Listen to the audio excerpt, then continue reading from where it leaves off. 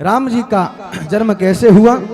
नारायण, नारायण की नाभि से कमल, कमल से ब्रह्मा, ब्रह्मा के मरीचि, और मरीचि के हुए कश्यप, कश्यप के हुए सूर्य, और इन्हीं का यहीं से सूर्यवंश चला। इन्हीं का नाम वैवस्वत मनु था। वैवस्वत मनु के जो राज के पुत्र हुए उनका नाम था प्रद्युम्न। प्रद्युम्न महाराज एक बार चले गए जंगल में घूमते घूमते, तो उस जिस जंगल में अजनाब खंड में जहां गए थे उसका नियम था कि उसमें कोई प्रवेश करेगा तो वो पुत्री हो जाएगा। प्रद्युम्न जी महाराज, सुद्युम्न जी महाराज गए, माता पार्वती का श्राप था उस जगह को, पुत्री बन गए। अब महाराज जैसे ही पुत्री बने समस्या हो गई। वशिष्ठ जी को बुलाया गया, भगवान शंकर की प्रार्थना की गई। भगवान शंकर ने कहा कि 1 महीने पुत्री और 1 महीने पुरुष रह सकते हैं। बोले जो हो वही ठीक है। सो 1 महीना पुत्री, 1 महीना पुरुष रूप में, जब पुरुष हो तो राज्य को करें, और कन्या के रूप में हो सोई जा करके भीतर बैठ जाए चूड़ी पहन करके।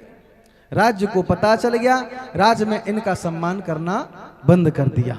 इसी वंश में आगे चल करके वैवस्वत मनु के जो पुत्र थे उनका नाम था सर्याति। सर्याति की जो पुत्री थी उसका नाम था सुकन्या। यह सुकन्या अपने पिता के साथ भ्रमण करने के लिए गई। चमन ऋषि तपस्या कर रहे थे, चमन ऋषि के शरीर में दीमक लग गई थी। इस सुकन्या ने खेल खेल में, दीमक में कुछ दिखाई नहीं दे रहा था, वहां से कुछ उठाया और जैसे ही आंख में डाला चमन ऋषि की आंखें फूट गईं। हाय कह करके चिल्लाए, सर्याति राजा आ गए, श्राप देना चाहा मुनि महाराज ने। उन्होंने कहा कि आप श्राप न दो, मेरी पुत्री के साथ विवाह कर लो। बोलो राधे राधे। सो उनके साथ में सुकन्या का विवाह करा दिया। उसके बाद में महाराज इन्हीं चमन ऋषि ने अश्विनी कुमारों को बुलाया, और अश्विनी कुमारों ने ऐसा चमन प्रकाश खिलाया चमन ऋषि को कि महाराज हष्ट पुष्ट हो गए और आंखें भी ठीक हो गई। बोलो राधे राधे। इन्हीं सर्याति के यहां पर आगे चलकर के राजा रेवत हुए, और रेवत की पुत्री रेवती के साथ में भगवान श्री कृष्ण के जो बड़े भाई थे जिनका नाम था बलराम, उनके साथ में विवाह हुआ। आगे चल करके इसी सूर्यवंश में राजा नवग हुए, नवग के नाभाग हुए, और नाभाग के अम्बरीश हुए। और अम्बरीश की कथा हर कोई जानता है। अम्बरीश महाराज एकादशी भगवान के परम प्रिय भक्त थे, और एकादशी का व्रत निराहार करते थे। निराहार का मतलब निराहार होता है। बोलो राधे राधे। लेकिन आजकल का व्रत जैसे ही करो तो बोले अन्न तो नहीं खाएंगे, बोले तो बढ़िया बढ़िया रबड़ी घुट रही है, हाँ कूटू के पकौड़े बन रहे हैं, फल कट रहे हैं। बोले क्या है? बोले क्या हो रहा है? बोले व्रत है। बोले खाओगे? बोले अन्न की मने हैं। बोलो राधे राधे। हाँ, फलाहार की जगह पूरा ही आहार होता रहता है। बोलो राधे राधे। जय हो। एकादशा निराहार, लेकिन एकादशी का व्रत निराहार रहना चाहिए। लेकिन जो एकादशी व्रत करता है उसे द्वादशी में पारायण कर लेना चाहिए, त्रयोदशी लगने ना पाए तो ठीक है। नियम था अम्बरीश महाराज का, एक द्वादशी को ब्राह्मण को वो भोजन कराते थे। आज जैसे ही एकादशी आई, द्वादशी को पारायण करना चाहते हैं, तब तक महाराज दुर्वासा ऋषि आ गए। बोले हम भोजन करना चाहते, बोले कराएंगे, हम स्नान करने जा रहे हैं, तब तक तुम अपना पारायण मत खोल लेना। बोले ठीक है। दुर्वासा जी आने में विलंब हो गया। ब्राह्मणों ने कहा प्रभु त्रयोदशी लगने वाली है, व्रत तुम्हारा बेकार चला जाएगा। तो भगवान का चरणों तक लेकर के राजा अम्बरीश ने उस व्रत का पारायण कर दिया। इतनी देर में आ गए दुर्वासा। दुर्वासा ने कहा अरे दुष्ट, तुमने हमारे आने से पहले पारायण कर लिया, मैं तुम्हें दंड दूंगा। अपनी जटाएं उखाड़ करके जैसे ही जमीन पे डाली तो कृत्या नाम की दैत्या पैदा हो गई। हाथ जोड़ करके खड़े हो गए अम्बरीश, भगवान से प्रार्थना की अगर मेरी गलती हो तो ये दैत्य मुझे मार दे, अगर मेरी गलती नहीं तो मेरी रक्षा करें। भगवान ने अपना सुदर्शन चक्र भेज दिया अम्बरीश की रक्षा में। उस कृत्या नाम की दैत्या को भगवान के सुदर्शन चक्र ने मार दिया, और अब वो सुदर्शन चक्र दुर्वासा ऋषि के पीछे लग गए। दुर्वासा ऋषि ने ब्रह्मा जी से सहायता मांगी, शंकर से मांगी, अंत में भगवान विष्णु से मांगी। भगवान विष्णु ने क्षमा कर दिया कि मैं तुम्हें नहीं बचा सकता, क्योंकि मैं भी भक्तों के अधीन हूं। अहम भक्त पराधीन हस्वतंत्र इव ध्वज साधुर्विग्रस्त हृदयो भक्तई भक्ति जन प्रिय। हे दुर्वासा जी, मैं भी भक्तों के अधीन हूं, मैं भी परतंत्र हूं, स्वतंत्र नहीं हूं। तब 1 वर्ष के बाद भ्रमण करते रहे दुर्वासा जी आए और आकर के उन्होंने क्षमा याचना की अम्बरीश जी से। तब जाकर के भगवान का वो सुदर्शन चक्रता शांत हुआ।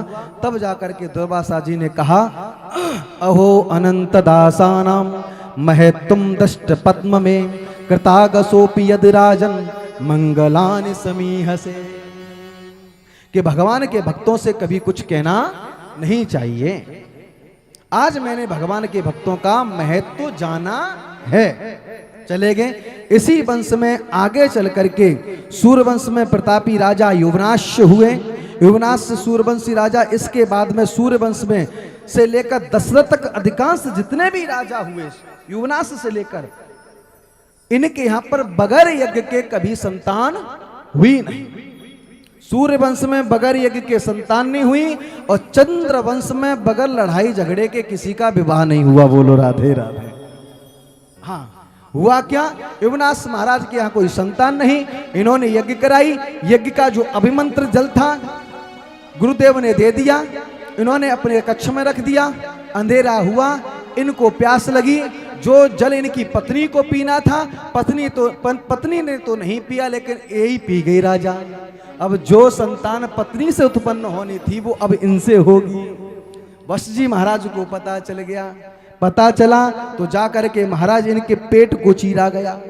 तो इन्हीं के पेट से महाराज जो बच्चे का जन्म हुआ उसका नाम था मानधाता। लेकिन मानधाता रोए आकर के चुप नहीं हुए, तो देवराज ने अपनी कन्नी उंगली उनके मुख में डाल दी, उसमें से दुग्ध निकला। उस दुग्ध को पी करके वो शांत हो गए।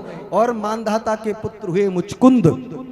मुचकुंद बड़े तेजस्वी थे, उन्होंने महाराज युद्ध में बड़ी सहायता की थी। और यही मुचकुंद जी महाराज जब कथा श्रवण कराई जाएगी, देवासुर संग्राम में इनका बड़ा महत्व था। भगवान ने इनको विश्राम करने का आशीर्वाद दिया था। उसके बाद जाओ तुम आराम करो। उसके बाद में इसी वंश में आगे चल करके मानधाता के वंश में त्रिवंदन हुए, त्रिशंकु हुए, और इसी वंश में हरिश्चंद्र हुए। हरिश्चंद्र के पुत्र हुए रोहित, रोहित के हुए चंप, चंप के हुए बाहुक, और बाहुक के हुए सगर। और सगर की थी 2 पत्नियां, सुमति और केशनी। सगर ने 60,000 पुत्रों को जन्म दिया, लेकिन कपिल भगवान के आश्रम में जाने की वजह से वो जल करके राख हो गई। इनकी दूसरी पत्नी जो थी केशनी, उसने 1 पुत्र को जन्म दिया, उसका नाम था असमंजस। ये एक पिंड था असमंजस। उसके बाद में जब ये कपिल भगवान के यहां गए, अंशुमान को पता चला कि मेरे पूर्वज जल करके कपिल भगवान के श्राप से भस्म हो गए हैं। तब इन्होंने तपस्या की, लेकिन असमंजस के अंशुमान के दिलीप के भगीरथ, और यही भगीरथ गंगा को पृथ्वी पर लेकर के आए। इसलिए इस गंगा का नाम भागीरथी पड़ गया। गंगा की जो महिमा है बड़ी है। गंगा के दर्शन कोई करे चाहे ना करे, लेकिन गंगा दर्शनात् मुक्ति। एक बार जो गंगा के दर्शन कर लेता है उसकी मुक्ति हो जाती है। बोलो राधे राधे। इसी वंश में आगे चल करके राजा भागीरथ के बैरूप हुए, बैरूप के ऋतुपर्ण हुए, ऋतुपर्ण के सौदास हुए, सौदास के अस्मक हुए, अस्मक के नारी कवच हुए, नारी कवच के खटवांग हुए, खटवांग के दिलीप हुए, दिलीप के रघु हुए, रघु के अज हुए, और अज के दशरथ हुए। और दशरथ के ही यहाँ पर भरत लक्ष्मण शत्रुघ्न इति संज्ञा, चारों पुत्रों ने जन्म लिया। चारों पुत्र नौमी तिथि मधुमास पुनीता, शुक्ल पक्ष अभिजित हरे प्रीता।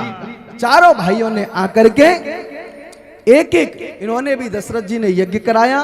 यज्ञ भगवान ने चरु दिया और चरु को दशरथ जी ने 2 भागों में बांटा, एक भाग कौशल्या को और दूसरा भाग केकई को, लेकिन सुमित्रा को भाग खीर का नहीं दिया।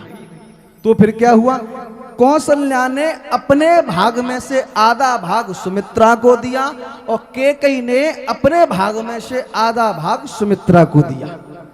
इसलिए जो कौशल्या के द्वारा जो भाग दिया गया उससे हुए लक्ष्मण जो राम जी के साथ रहे, और केकई के द्वारा जो भाग दिया गया है उससे हुए शत्रुघ्न जो भरत जी का जिन्होंने साथ दिया। महाराज आज 9वीं तिथि में भगवान अवतरित हुए, भगवान का अवतार हुआ, और भगवान साधारण नहीं आए, भगवान सशंक चक्रम सकरीट कुंडलम सपीत वस्त्रम सरसीरोह क्षणम शंख चक्र गदा पद्म लेकर के आए। प्रकट हुए, माता ने कहा कि बेटा बन के आयो कि बाप बन के आयो? बोले मैया हम बेटा बन के। बोले शंख चक्र क्यों लेके आयो? बोले क्या करें मैया हमारी आदत बन गई है। बोले कैसे पता चलेगा, ना तुम रोए सब इनको लेके आए हो, एक काम करो तुम छोटे हो जाओ। जैसे ही छोटे होने के लिए कहा, माता पुण्य बोली सो मत बोली तजौ तात यह रूपा, क्यों कि जैसे सुलीला अति प्रिय शीला यह सुख परम अनूपा। माता के लिए वो क्षण परम अनूप होता है जब माता अपने शिशु को अपनी गोद में लेकर के खिलाती है। वो सौभाग्य मुझे प्राप्त होना चाहिए। छोटे हो गए, अरे छोटे हो गए तो रो करके तो दिखा दो। सोई भगवान किलकारी मार करके रोने लगे।